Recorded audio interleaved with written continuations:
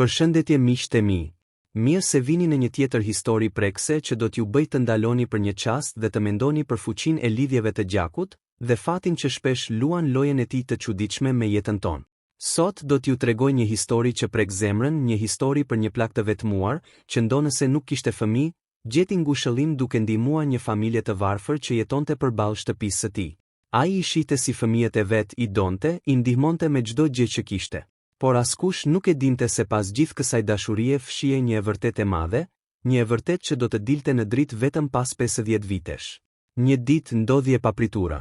Një takim që do t'i ndryshonte jetën përfundimisht dhe do të zbulonte se familja që kishte ndihmuar për vite me radhë, nuk ishte një familje e zakonshme, por familja e tij e humbur prej dekadash, motra që ai nuk e kishte parë që nga fëmijëria. Qëndroni me mua deri në fund të videos, sepse kjo është një histori që do t'ju prek shpirtin dhe do t'ju kujtoj se dashuria e vërtet dhe gjaku kurrë nuk humbasin, vetëm presin momentin e duhur për t'u ribashkuar. Në një fshat të qetë, të mbuluar me gjelbërim dhe zhurmën e zogjve në mëngjes, jetonte një plak i quajtur Lazar. Ishte rreth të 80-tave, trup vogël, por me një shikim që mbante brenda një dashuri të madhe për jetën. Kishte kaluar shumë në jetë, kishte punuar në emigracion, kishte njohur dhe humbur dashuri, kishte parë njerëz që vinin e iknin, por në fund kishte mbetur vetëm. Shtëpia e tij ndodhej në fund të fshatit, e rrethuar nga pemë të mëdha gështenje dhe një kopsht që ai vetë mbante me kujdes. Aty kalonte ditët e tij, duke u kujdesur për lulet, duke u ulur në verandë e duke soditur rrugicën përballë. Ai nuk kishte fëmijë, as grua, jeta nuk ja kishte sjell këtë bekim. Por, megjithatë, në zemrën e tij kishte vend për dashuri, dhe këtë dashuri ai e shpërndante tek njerëzit përreth. Përballë shtëpisë së tij jetonte një familje e varfër. Ishin 4 vetë: Elena, nëna e shtëpisë, një grua e lodhur nga jeta por me shpirt të mirë, burri i saj Tomi, që punonte me ditë në ndërtim, dhe 2 fëmijët e tyre të vegjël, Ariani e Mira, që shpesh luanin në rrugicën përballë. Lazri i shikonte çdo ditë. Kur dëgjonte të qeshurat e tyre, zemra e tij ngrohej. Ishte diçka që i mungonte: zëri i fëmijëve, gjallëria, jeta. Ai shpesh i ftonte fëmijët të hynin në oborrin e tij. I jepte mollë, çokolata, ndonjë lodër që mbante prej vitesh. Fëmijët e adhuronin plakun. Gjyshi Lazar. E thërrisnin me zë të lartë, duke vrapuar drejt tij. Eja Amir, eja Arjan, shini çfarë kam për ju sot. U thoshte ai me buzëqeshje. Në fillim, prindërit e tyre ndiheshin keq. Nuk donin të merrnin dhurata, as ndihma. Ishin njerëz me dinjitet që punonin fort për bukën e gojës. Por Lazri nuk ishte thjesht një burr i pasur që donte të shfaqej. Ai i ndihmonte me zemër. Her pas here, ua linte një qese me ushqimet e dera, ose paguante fshehurazi faturën e dritave në komunë. Kur Elena kuptoi se kush e kishte bërë, shkoi e trokiti në derën e plakut. Zoti Lazar, ju faleminderit shumë, por s'duhet të lodheni për ne. Nuk duam të bëhemi barë për askën. Plaku buzëqeshi but dhe i tha: mos e merr për lodhje, bi. Kur njeriu nuk ka kujt t'i jap dashuri, e jep aty ku e ndjen që duhet. Ju nuk jeni barë, jeni bekim për mua. Ajo fjalë thjesht e preku fort Elenën, që nga ajo ditë ajo filloi ta vizitonte plakun më shpesh. I sillte ndonjë pjatë gjellë, ndonjë kafe dhe shpesh qëndronin bashkë duke folur për jetën, për vështirësitë, për kohët e vjetra. Një ditë dimri, kur bora kishte mbuluar gjithçka, plaku ndjeu dhimbje në kraharor. Nuk donte të shqetësonte askënd, por kur nuk u pa për 2 ditë rresht, Elena e kuptoi se diçka nuk shkonte. Hyri në shtëpinë e tij dhe e gjeti të shtrirë në karrigen e dhomës, me fytyrën e zbeth. Ai mezi hapte syt. Mos ki frikë, Lazar, do të therras menjëherë doktorin. I tha ajo me zë të dridhur. Doktori erdhi dhe e shpëtoi në moment të fundit. Ishte një infarkt i lehtë, por mjaftueshëm i rrezikshëm për moshën e tij. Që nga ajo ditë, familja përballë u bë si familja e tij. E vizitonin çdo ditë, i gatuanin, e ndihmonin. Një mbrëmje, kur ishin mbledhur në verandë, Mira, e vogla, i tha: gjyshi Lazar, pse nuk e fëmijë? Pyetja ishte e pafajshme, por preku thellë shpirtin e tij. Ai uli syt dhe tha ngadalë: ndonjëherë jeta nuk na jep gjithçka që duam, bija ime, por më ka dhënë juve dhe kjo më mjafton. Elena ndjeu lotët t'i mbushnin syt. Në ato momente, ajo e ndjeu që ky plak kishte kaluar diçka të madhe, një boshllëk që ai po përpiqej ta mbushte me dashuri. Kaluan vitet. Fëmijët u rritën dhe lidhja e tyre me plakun u forcua akoma më shumë. Ai u bë si gjyshi që nuk kishin pasur kurrë. I ndihmonte në shkollë, u jepte këshilla, i mësonte për jetën. Në fshat, të gjithë e njihnin si plakun që ndihmonte të varfrit. Por askush nuk e dinte pse ai ishte aq i përkushtuar ndaj asaj familjeje. Një ditë, ndërsa pastronte një sirtar të vjetër, Elena gjeti një letër të zverdhur që kishte rënë nga një libër. Ishte e shkruar me dorë me një stil të vjetër e të njohur. Kur ajo e lexoi, zemra i rahu fort. Ishte një letër që fillonte me fjalët: "E dashur motër, nuk di nëse do ta lexosh ndonjëherë këtë letër. U detyrova të largohem nga shtëpia për të kërkuar punë në Greqi. Nuk kam mundësi të marr me vete. Nëse ndonjëherë fati na bashkon sërish, do të jemi familje si dikur." Në fund ishte nënshkruar Lazar Doda. Elena mbeti e ngrirë. Doda? Ajo kishte të njëjtin mbiemër në origjinë, por nuk e kishte përdorur kurrë. E kishte humbur nënën që e vogël, dhe babai I kishte treguar se kishte pasur një vëlla që ishte zhdukur gjatë viteve të emigrimit. E mbajti letrën në dorë me lot që I rridhnin në faqe. A mund të ishte e vërtet? Plaku përballë, ai njeri që e kishte ndihmuar gjithë jetën, ishte vëllai I saj? Ajo nuk mund të flinte atë natë. Gjithçka I vinte si një ëndër. Kujtoi sytë e tij, buzëqeshjen, mënyrën si I fliste, kishte diçka familjare në të, diçka që ndoshta zemra e kishte njohur përpara se mendja ta kuptonte. Të nesërmen shkoi tek ai. Lazar, mund të flasim pak? Po, bija ime, çfarë ka ndodhur? Ajo I tregoi për letrën, duke nxjerrë nga xhepi me duar që I dridheshin. Ai e mori, e pa me kujdes dhe fytyra e tij ndryshoi krejtësisht. Syt I mbushën me lot. Ku e gjete këtë? Pyeti me zë të dridhur. Në shtëpinë time ishte brenda një libri të vjetër. Lazar, a je ti vërtet vëllai im? Ai mbeti pa fjalë. Ju afrua ngadalë dhe I vuri dorën në faqe. Ti je, Elena? Ajo vetëm pohoi me kokë, me lot që I rridhnin rrëke. Plaku ra në gjunjë, duke qarë si fëmijë. O Zot, 50 vjet pa e ditur se ku ishe, pa e ditur se je gjallë. Ajo e përqafoi fort. Kemi qenë përballë gjithë këtë kohë, Lazar përballë njëri tjetrit, pa e ditur. Lotët e tyre u bashkuan. Ai e mbante si fëmijë në krahët e tij, ndërsa në shtëpi hyri Tomi dhe fëmijët, të manitur nga ajo që po ndodhte. Lazri I shikoi dhe tha me zë të butë: Ja pra, familja që mendova se ishte e huaj, është gjaku im. Këta janë mbesat e mia. Zoti më mori gjithçka, por më dha sërish dashurinë përmes jush. Në atë moment, Elena ndjeu sikur jeta kishte mbyllur një rreth të madh. E kuptoi pse plaku I kishte dashur aq shumë, pse kujdesej për ta sipër të vetët. Zemra e tij kishte njohur instinktivisht gjakun e vet. Pas atij zbulimi, gjithçka ndryshoi. Fshati u trondit kur mësoi historinë e tyre. Gazetarë e njerëz të shumtë erdhën për t'i dëgjuar, por Lazri nuk donte famë. Ai donte vetëm kohën që I kishte mbetur për ta kaluar me motrën dhe me fëmijët e saj. Në mbrëmjet e vona, e shije në verandë me Mirën në prehër dhe Arjanin përballë. I tregonte histori nga e kaluara, si kishte ikur në Greqi me një anije të vogël, si kishte punuar në ndërtim, si çdo natë ëndërronte të gjente motrën e tij. Shpesh, kur shija dritat e shtëpisë tuaj përballë, ndjeja diçka, një ndjenjë e çuditshme që nuk mund ta shpjegoja. Tani e di pse. Ai buzëqeshi me një dritë që rrallë shihet në fytyrat e pleqve. Ishte qetësia që vjen vetëm kur zemra më në fund gjen shtëpinë e saj. Muzikë butë melankolike. Kështu, plaku që nuk kishte fëmijë zbuloi se dashuria që kishte ndjer për një familje të panjohur, në fakt kishte qenë thirrja e gjakut. Një thirrje që as koha, as largësia, as jeta nuk mund ta shuajnë. Sepse ndonjëherë Zoti e fsheh lumturinë ton aty ku se presim. Dhe kur koha e duhur vjen, e vërteta del në dritë, duke na kujtuar se gjaku, dashuria dhe kujtesa nuk humbin kurrë, thjesht presin momentin për t'u ribashkuar. Pas atij zbulimi të madh që ndryshoi gjithçka, jeta në shtëpinë e Lazrit mori një dritë tjetër. Çdo mëngjes ai zgjohej me buzëqeshje, për herë të parë pas shumë dekadash. Ndërsa motra e tij, Elena, hynte në obor me një filxhan kafe në dorë, ai e priste në verandë me krahët hapur. Tani nuk kishte mëndarje mes dy shtëpive. Porta përballë qëndronte gjithmonë hapur dhe rrugica e ngushtë midis tyre u bë simboli I një lidhjeje që kishte pritur 50 vite për t'u rikthyer. Në çdo vështrim, në çdo bisedë kishte një përzierje mallëngjimi e gëzimi. Ata flisnin për fëmijërinë që nuk kishin ndarë bashk, për prindërit e tyre që si kishin parë më, për shtëpinë e vjetër që ishte rënuar ndërkohë që jeta kishte ecur përpara. Një mbrëmje, ndërsa dielli po perëndonte dhe qielli merrte nuanca portokalli, Elena pyeti vëllain e saj: Si nuk u lodhe kurrë, Lazar? Si nuk e humbe shpresën se një ditë do të më gjeje? Ai ngriti syt drejt qiellit dhe tha me zë të ulët: Nuk e di, ndoshta ishte diçka që s'mund ta shpjegoj. Në çdo njeri që ndihmoja, kërkoja diçka që të më kujtonte ty. Ndoshta prandaj ndjeva një lidhje kaq të fortë me ju. Zoti më çoi tek ti edhe pse unë nuk e dija. Në atë moment Elena I mbajti dorën fort. Ishte si të prekte copëzën e munguar të shpirtit të saj. Në sytë e tij të lodhur, ajo shite fytyrën e babait dhe në zërin e tij të ngrohtë dëgjonte fëmijërinë që se kishte jetuar kurrë. Ditët kalonin ngadalë plot qetësi e dashuri. Tomi, burri i Elenës, i cili në fillim kishte qenë disi i rezervuar, e donte tani si babain e tij. Shtëpia përballë u bë si një shtëpi e vetme, një familje e bashkuar pas gjysmë shekulli ndarjeje. Fëmijët e vegjël e adhuronin plakun. Ariani, që tani ishte adoleshent, kalonte orë të tëra duke dëgjuar rrëfimet e tij.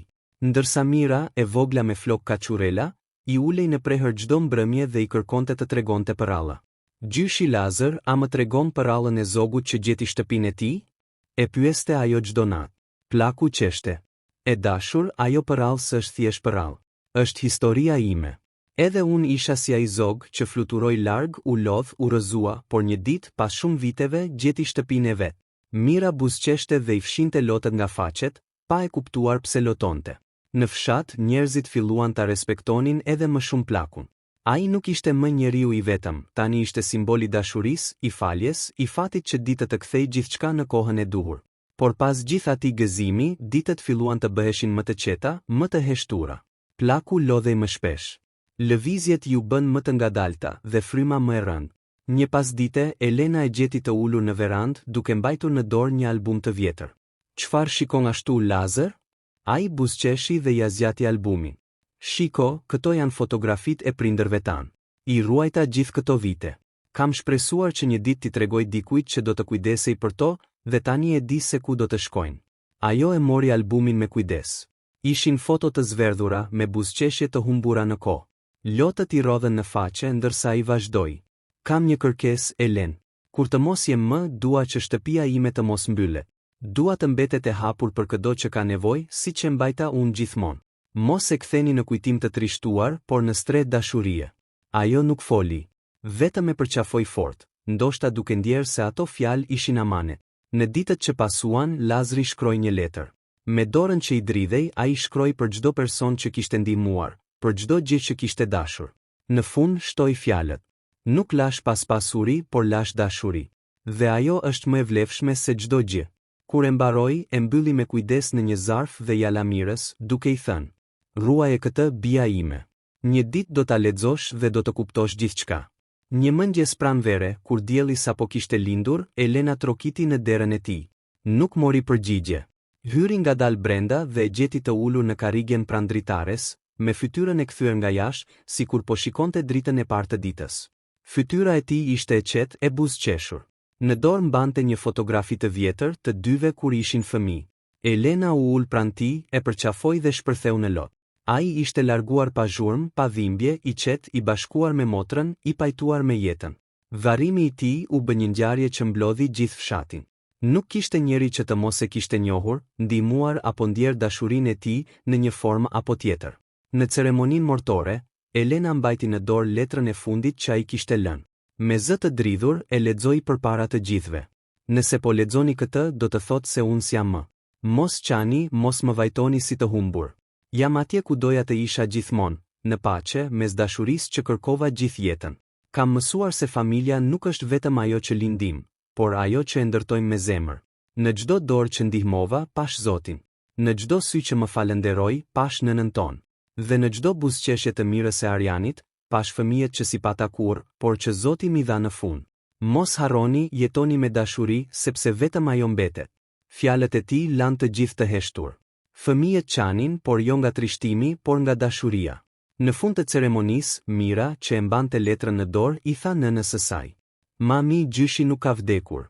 Ai është këtu, në kopsht, në lulet e tij, në qiellin që shikonte çdo mëngjes. Elena e përqafoi dhe i tha me zë të dridhur: Po, bija ime. Ai nuk i ku, ai u kthye në çdo kujtim që na mban gjallë. Pas disa muajsh, shtëpia e Lazrit u bë ashtu siç ai kishte kërkuar, një vend për njerëzit në nevojë. Çdo javë Elena hapte dyert për të ndihmuar fëmijët e varfër, pleqtë e vetmuar dhe njerëzit që kërkonin ngrohtësi. Mbi derë ajo vendosi një tabelë të vogël prej druri ku shkruhej: Shtëpia e zemrës në kujtim të Lazar Dodës. Ajo shtëpi nuk ishte më vetëm një vend, ishte një kujtim i gjallë, një simbol i dashurisë që nuk shuhet. Fëmijët e fshatit e quanin shtëpia e gjyshit Lazar dhe shpesh luanin në oborin që ai kishte mbjell me lule shumëngjyrëshe. Në mbrëmjet e verës, Mira e Ariani rinin në verandë, shikonin qiellin plot yje dhe kujtonin zërin e tij. E mban mend kur na thoshte, njerëzit e mirë nuk ikin kurrë, thjesht bëhen dritë për ne? Pyeste Ariani. Po, i përgjigjej Mira me buzëqeshje, dhe ai tani është një nga ato drita. Vitet kaluan, por kujtimi i plakut mbeti i gjallë në çdo cep të fshatit. Në ditët e vështira, njerëzit shkonin te shtëpia e zemrës për të gjetur paqe.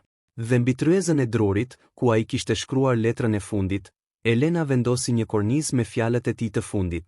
Njeriu jeton për aq kohë sa dashuria e tij frymon në të tjerët.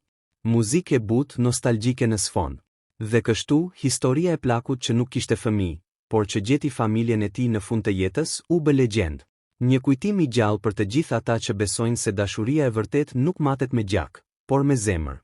Se jeta mund të marrë shumë, por kur nuk ta merr shpresën për t'u ribashkuar me ata që do. Dhe se ndonjëherë fati ka mënyrën e tij për të na kthyer shtëpi edhe pas 50 vitesh. Kaluan më shumë se 15 vite që nga ndarja e Lazër Dodës nga kjo botë. Fshati kishte ndryshuar. Disa shtëpi të vjetra ishin rënuar, rrugicat ishin shtruar, njerëzit ishin shpërndarë në qytete e shtete të huaja në kërkim të një jete më të mirë. Por një vend kishte mbetur i pandryshuar, shtëpia e zemrës. Ajo shtëpi që dikur ishte streh për një plak të vetmuar, tashmë ishte bërë një qendër dashurie dhe humanizmi për të gjithë. Në oborrin e saj, çdo mëngjes dëgjohej zëri i fëmijëve që qeshnin, që luanin, që mësuan të ndanin dhe të ndihmonin njëri tjetrin. Dhe në mes të tyre, shndronte një grua e re, me flok kaçurela dhe me një buzëqeshje që të ngrohte shpirtin, Mira. Ajo ishte rritur, kishte mbaruar studimet për psikologji sociale në Tiranë dhe, ndonëse kishte pasur mundësi të qëndronte në qytet apo të largohej jashtë vendit, zgjodhi të kthehej në fshatin e saj të lindjes. Kur e pyetnin pse, ajo gjithmonë përgjigjej njësoj. Sepse këtu filloi gjithçka. Këtu është zemra e gjyshit Lazër. Këtu dua të jap atë që ai më mësoi, dashuri pa kushte. Në hyrje të shtëpisë së vjetër ishte vendosur një tabelë e re ku shkruhej: Qendra humanitare Lazër Doda, për fëmijët dhe të moshuarit në nevojë. Aty punonin disa vullnetar të rinj që Mira kishte mbledhur. Ata shpërndanin ushqime, organizonin aktivitete, mësonin fëmijët të lexonin dhe kujdeseshin për pleqt që jetonin vetëm. Në çdo cep të asaj shtëpie ndjeje frymën e plakut, në kopshtin me trëndafila, në verandën ku ai rinte çdo mëngjes, madje edhe në dhomën e tij që Mira e kishte ruajtur ashtu siç ishte, me karrigjen pranë dritares dhe albumin e vjetër mbi tavolinë. Një ditë, ndërsa ajo po pastronte atë dhomë, gjeti diçka që nuk e kishte vënë re më parë. Pas një deske të vjetër kishte një kuti druri, e vogël, me një çelës të ndryshkur. Brenda, kishte disa letra të tjera të shkruara me dorën e gjyshit. Ajo u ul në karrige dhe filloi t'i lexonte. Në to, Lazri kishte shkruar për ditët e tij të vetmisë, për ëndrat e pambaruara, për dashurinë që kishte humbur, por edhe për shpresën që nuk e kishte lënë kurrë.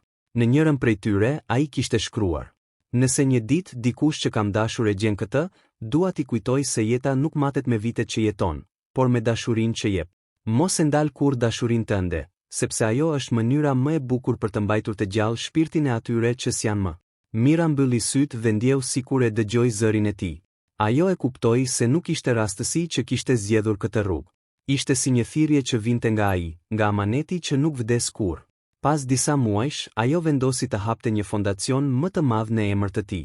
Me ndihmën e disa donatorëve dhe njerëzve që kishin njohur Lazrin, ajo krijoi fondacionin Zemra që jep. Ky fondacion nuk ndihmonte vetëm njerëzit e fshatit, por edhe fëmijë jetim në zona të tjera, gra të vetmuara dhe pleq pa mbështetje. Në hapjen e tij zyrtare, Mira mbajti një fjalim që preku të gjithë. Gjyshi im nuk la pas para, por la pas diçka më të madhe, frymën e dashurisë. Ai më mësoi se mirësia nuk është detyrim, por dhuratë. Se kur jep dikujt një dorë, nuk po e ul veten, po ngre shpirtin tënd më lart. Unë nuk dua që askush të ndjej vetmin që ai ndjeu për vite të tëra. Prandaj, në çdo fëmijë që ndihmojmë, në çdo plak që gjejmë rrugëve, unë shoh pak nga ai. Kjo është mënyra ime për t'i thënë, faleminderit që më mësove të dua. Të pranishmit qanin. Ishte një moment që dukej sikur i përkiste një filmi, por ishte realitet, fryti një dashurie që kishte kapërcyer kohën dhe kufit. Me kalimin e viteve, Mira u bë një figurë e njohur për humanizmin e saj. Televizionet vinin shpesh për ta intervistuar, por ajo gjithmonë fliste pak me modesti. Njëherë një gazetare e pyeti: "Çfarë ju shtyn të bëni gjithë këtë punë pa fitim, pa pushim, pa lodhje?"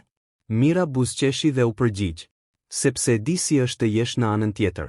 Gjyshi im më mësoi se dhimbja më e madhe nuk është uria apo varfëria, por vetmia. Dhe nëse unë mund t'i bëj dikujt të ndjej që nuk është vetëm, atëherë unë kam bërë mjaft. Në mbrëmjet e qeta, ajo shpesh rinte vetëm në verandën e vjetër, duke parë yjet. Në qiellin e errët, ajo kërkonte një dritë që i dukej e njohur. Dhe sa herë ndonjë yll ndizej më fort, ajo buzëqeshte. E di që je aty gjysh dhe se je krenar për mua. Në kopsht, trëndafilat që ai kishte mbjell vite më parë ishin rritur e lulëzuar më shumë se kur. Dhe për çdo vizitor që vinte në shtëpinë e zemrës, Mira tregonte historinë e tyre, duke përfunduar gjithmonë me të njëjtën fjalë. Këto lule nuk rriten nga uji, por nga dashuria që la pas ai njeri. Një ditë, një djalë i vogël që jetonte në qendër, ju afrua Mirës dhe i tha: "Të faleminderit që më more këtu. Unë nuk kam as mami, as babi, por kur jam këtu, ndihem sikur i kam." Mira u ul në gjunjë, ja fshiu lotët dhe i tha: "Tani ke një shtëpi dhe ke shumë njerëz që të duan. Mos harro. Zoti dërgon gjithmonë dikë që të kujdeset për ne, edhe kurse shohim." Në atë çast, ajo ndjeu sikur fjalët që kishte thënë ishin pikërisht ato që dikur i kishte thënë gjyshi Lazar asaj. Jeta ishte bërë një rreth i plot dashurie, nga ai tek ajo dhe tani tek brezi i ri. Me kalimin e kohës, shtëpia e zemrës u bë aq e njohur, sa u përfshi në projekte kombëtare për ndihmën sociale. Në muret e brendshme, Mira vendosi një mural të madh me fjalët e gjyshit. Nuk lash pas pasuri, por lash dashuri. Dhe ajo është më e vlefshme se çdo gjë. Çdo vizitor që hynte aty, e lexonte dhe ndalej për një moment. Disa qanin, disa buzëqeshnin, por askush nuk dilte pa ndjer diçka të veçantë në shpirt. Një mbrëmje dimri, ndërsa jashtë binte borë, Mira ndezi një shiri në dritaren ku dikur rrinte gjyshi i saj. Në sfond dëgjohej era që përplaste degët e pemëve, ndërsa ajo pëshpëriti ngadalë. "Gjysh," e mbajta fjalën. "Shtëpia jote nuk u mbyll kurrë. Ajo sot është plot jetë, plot dritë. Të gjitha ato që më mësove, tani jetojnë tek njerëzit që ndihmojmë. Ti si je më një kujtim dhe je frim." Dhe për një çast, ajo ndjeu aromën e çajit që ai pinte çdo mbrëmje, dhe sikur një dorë e ngrohti preku supin. Ajo buzëqeshi me sytë e mbushur me lotë dhe tha: "Mirë u pafshim gjysh. Tani je pjesë e çdo zemre që rreh për mirësi." Muzikë e butë dhe frymëzuese në sfond. Historia e Lazar Dodës dhe mbesës së tij, Mirës, mbeti si një shembull i rrallë se dashuria e sinqertë mund të ndryshojë botën, edhe nëse fillon vetëm me një njeri. Sepse dashuria e dhënë me shpirt nuk humbet kurrë, ajo shkon nga zemra në zemër, nga brezi në brez, duke ndriçuar rrugën për ata që vijnë pas. Në fund të dokumentarit, ekrani mund të shfaqë fjalët: "Në kujtim të atyre që japin pa pritur asgjë në këmbim. Sepse ata nuk vdesin kurrë, ata jetojnë në dashurinë që lën pas." Kanë kaluar shumë vite që nga dita kur Mira hapi shtëpinë e zemrës. Tani ajo ishte një grua në të 50-tat, me flokë të argjend që shkëlqenin në dritën e pasdites dhe me një qetësi në sy që vetëm njerëzit e përmbushur e kanë. Në obor luanin ende fëmijë, ndonëse shumë prej tyre tashmë ishin rritur, kishin ndjekur shkolla, kishin ndërtuar jetët e tyre, por asnjë nuk harronte të kthehej aty, qoftë edhe për një kafe, për një përqafim, për një kujtim të ngrohtë. Në verandën e vjetër, që kishte parë kaq shumë lot, buzëqeshje e kujtime, Mira pinte çajin e mbrëmjes dhe kujtonte çdo detaj të jetës së saj, çdo hap që kishte ndjekur gjurmët e gjyshit Lazar. Çdo mur i shtëpisë kishte një histori, çdo fotografi një kujtim, dhe çdo zë fëmijë në obor ishte si një melodi që ja mbushte shpirtin me paqe. Por një mbrëmje, ndërsa bora binte ngadalë mbi çatinë e vjetër, dikush trokiti në derë. Ishte postieri i fshatit, një burr i ri që shpesh sillte letra për qendrën humanitare. Ai mbante në dorë një zarf të vjetër, të zverdhur nga koha, ku shkruhej me shkrim dore: "Për Mirën, mbesën e dashur të Lazar Dodës." Ajo ngriti sytë e habitur. "Një letër për mua?" pyeti me zë të ulët. "Po," tha postieri, "ka ardhur nga jashtë vendit. Nuk e di pse, por sipas vulës postare, duket se ka qenë dërguar shumë vite më parë, ndoshta më shumë se 30. Mira e mori letrën me duar që i dridheshin. Zëri i postierit ju zbe në sfond ndërsa ajo shikonte shkrimin e njohur. Ishte ai gjyshi i saj. Ajo u ul në koltukun e tij të vjetër, aty ku ai kishte shkruar ditarët e fundit të jetës, dhe hapi me kujdes zarfin. Brenda ishte një letër e gjatë me boj blu që ende nuk ishte zbehur plotësisht.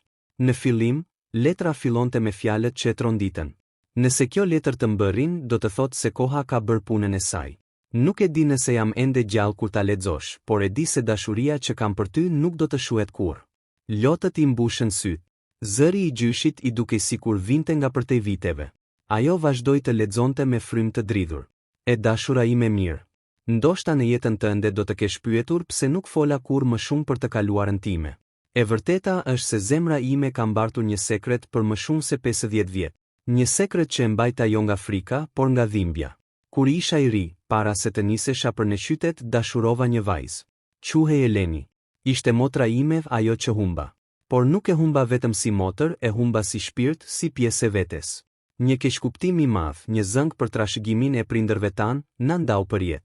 Unë u nisa në një anë të vendit, ajo në tjetrën. Dhe askush nga ne nuk kërkoi më tjetrin. Kur kuptova se jeta më kalonte duarsh, ishte vonë. Nuk pata fëmijë, nuk pata familje, por e dija se diku në një cep të botës ajo jetonte. Dhe unë ndjesha më i qetë me mendimin se të paktën ajo ishte mirë. Një ditë mora vesh se ajo kishte pasur një vajzë dhe se ajo vajzë kishte një vajzë tjetër. Nuk e dija ku ishte, as si quhej, por në zemrën time ndjeva se një ditë ajo do të më gjente. Dhe ja ku je. Ti, Mira, je mbesa ime. Nuk e di nëse e vërteta do të trondit apo do të qetësoj, por unë të kam dashur si gjakun tim që nga dita e parë që të pash. Kur kuptova kush ishe, unë nuk e thash kur me zë, sepse kisha frikë se do të ndiheshe e hutuar, e ngarkuar me një barë që s'të takonte. Por sot dua që ta dish. Ti je fryt i pajtimit të vonuar të një jete të ndarë. Ti je dëshmia se Zoti nuk haron dashuritë e thyera, ai i bashkon në mënyrën e vet. Mira ndaloi. Lotët i rridhnin faqeve si shi. Ishte e pabesueshme. Gjyshi Lazar, që e kishte ndihmuar gjithë jetën, ishte vëllai i stërgjyshes së saj. Pra, ajo nuk kishte ndihmuar vetëm një njeri të mirë, por familjen e vet të humbur. Ajo e mbajti letrën në gjoks, sikur donte të ndjente zemrën e tij që rrihte ende. Në fund të letrës ishin fjalët e tij të fundit. Nëse ndonjëherë e ndjen se jeta bëhet e vështirë, mos harro se dashuria është ura që lidh gjithçka. Ajo më solli ty në jetën time, ashtu siç do të çojë ty te ata që kanë nevojë për ty. Mos e ndal asnjëherë dashurinë mirë, sepse kur jep dashuri, i jep jetës kuptimin e saj të vërtetë. Me dashuri që s'vdes kurrë. Gjyshi yt Lazar. Ajo e mbylli letrën me kujdes, e vendosi në albumin e vjetër ku ruheshin kujtimet e tij, dhe ndezi një shiri në dritaren e dhomës. Dritarja ndriçonte borën që binte ngadalë jashtë, sikur çdo flok bore të ishte një kujtim i gjallë i atyre që s'janë më. Në atë çast, Mira ndjeu një paqe të thellë, një ndjenjë që nuk kishte përjetuar kurrë më parë. Ishte sikur të gjitha boshllëqet, të gjitha pyetjet e pazgjidhura të jetës së saj, më në fund kishin marrë përgjigje. Ajo e kuptoi se dashuria e vërtet nuk mbaron me vdekjen, as me ndarjen, as me kohën. Ajo jeton në çdo njeri që e prek, në çdo shpirt që ndriçon. Të nesërmen, Mira vendosi që letrën ta vendoste në një kornizë të veçantë në murin e shtëpisë së zemrës. Poshtë saj, shkroi me dorën e vet. Kjo është letra që më mësoi se gjaku nuk të bën familje, dashuria po. Çdo vizitor që hynte në qendër e lexonte dhe ndalonte për një çast, duke e ndjerë se në atë vend kishte diçka më të madhe se njerëzit. Kishte shpirt, kishte histori, kishte dashuri të pavdekshme. Vitet kaluan. Mira u plak, por asnjëherë nuk u dorëzua. Ajo vazhdoi të udhëhiqte fondacionin derisa një ditë, në një mëngjes të qetë pranvere, u ul në verandë, mori çajin në dorë dhe vështroi qiellin.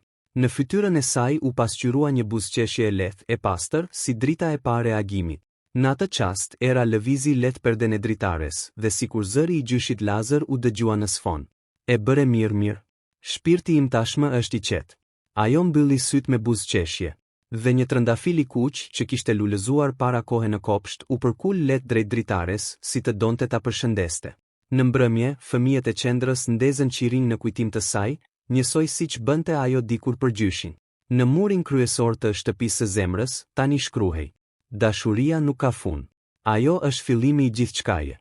Dhe poshtë, një foto e Mirës dhe Lazarit, me përqafimin e tyre të përjetshëm, mbante në nënshkrimin: familja që u ribashkua pas 50 vitesh, jo nga gjaku, por nga dashuria. Muzikë e butë, zë i ngrohtë për vojtse over final. Në fund mbetet vetëm një mësim i madh nga kjo histori. Nuk ka moshë për të dashur, nuk ka vonesë për të falur, dhe nuk ka kohë që mund ta ndalë lidhjen midis dy zemrave që janë bërë për t'u gjetur. Dashuria e vërtet nuk matet me dhurata, me pasuri apo me fjalë, ajo matet me veprat, me zemrat që prekim dhe me jetët që ndryshojmë. Lazar Doda nuk kishte fëmijë, por la pas një trashëgimi që do të jetoj për jetë, një botë më të mirë, më të butë, më njerëzore. Dhe përmes Mirës, historia e tij u bë dritë për qindra të tjerë. Fund.